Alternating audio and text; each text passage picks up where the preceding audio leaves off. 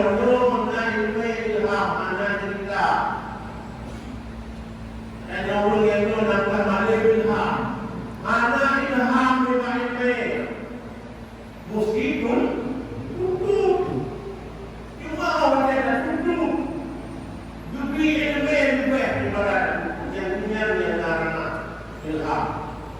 Tapi ini memang untuk berilham. Mudah-mudahan Allah balik akan keluar ilham. Ini kembali ilham. Bahkan bantu ilham Rasulullah ada juga bagi ilmu. Mungkin punya balik, guna pula. Apa yang akan dilakukan ke sana? Jangan tinggal balik pada ayah pun.